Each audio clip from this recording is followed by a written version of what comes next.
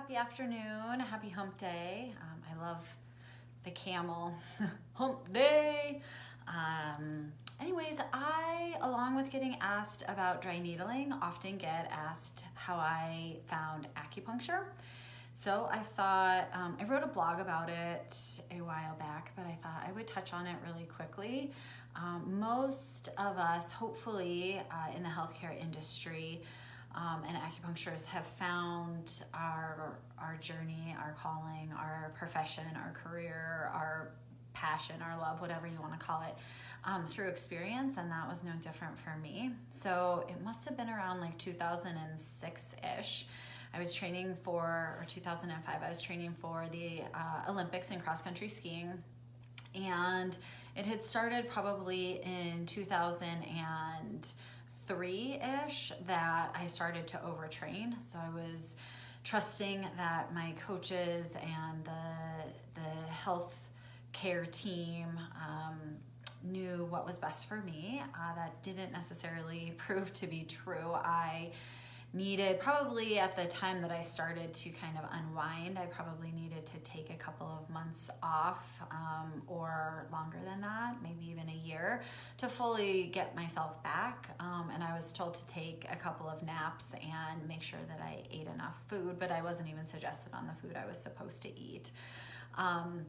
And I just kept going down that hole. So like so many things I've done in my life, I really committed to my trade at the time, which was cross-country skiing, and really solidified my overtraining. And through that, I found acupuncture. My mom suggested that I start to see an acupuncturist in my hometown of Sun Valley, Idaho, and I started to see an acupuncturist who had also skied on the US ski team, and so she really understood what I was going through. So shout out to Joan Shinegraver. She little does she know that she's changed my life. I was fascinated and fell deeply in love with the medicine. So I looked so forward to my treatments, going in, having my pulse felt, look at my tongue, talk about what I was feeling, lay on the table, have a treatment, and then see my results after that. So it took me about 5 years to fully recover from my overtraining and get back to where I had been before as an athlete. But acupuncture was a part of that recovery the whole time, and I don't know where I'd be if I hadn't gotten acupuncture. I don't think that I would have qualified for Ironman World Championships, done 3 Ironman. I don't think that I would have been a 2-time Boston qualifier, and run, I don't know, 5 or 6 marathons without acupuncture fully helping put me back together and make me whole again.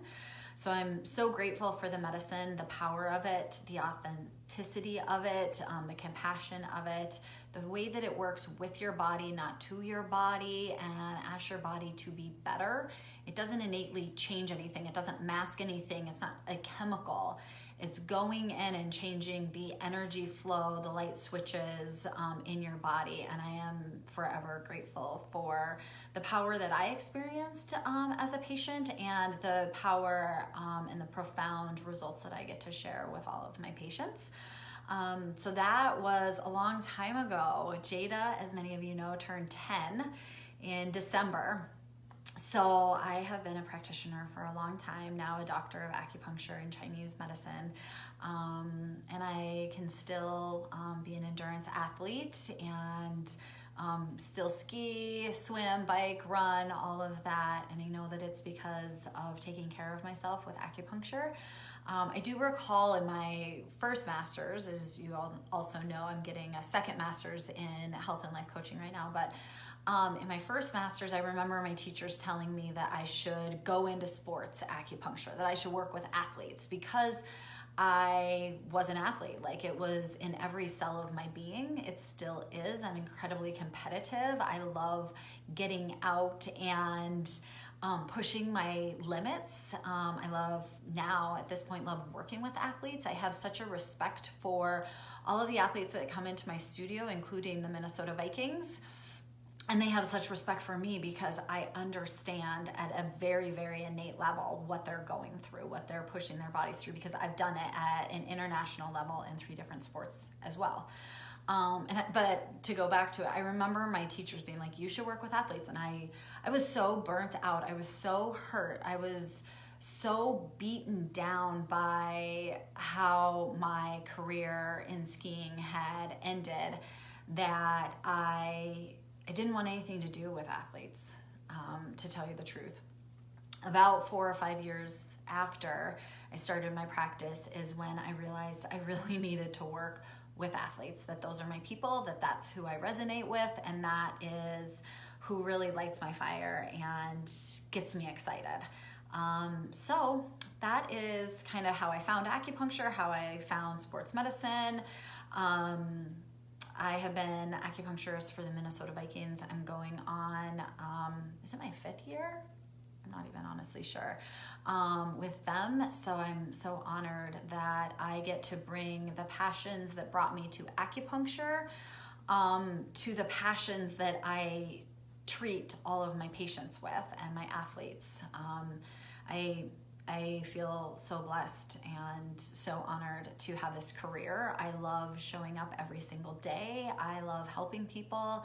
And I know that I found my journey, my authentic journey, and that is something that I will forever be grateful for, because not everybody gets to do what they love and what they're so passionate about, and I get to do it every single day. So hopefully that gives you a little bit of an idea of who I am, and I hope that you guys have a wonderful Wednesday, and take a few minutes to step outside, give people a virtual hug, give the people that you're physically distancing with a real hug, step away from the news for a while, and just breathe in the wonderful energy that is out there right now.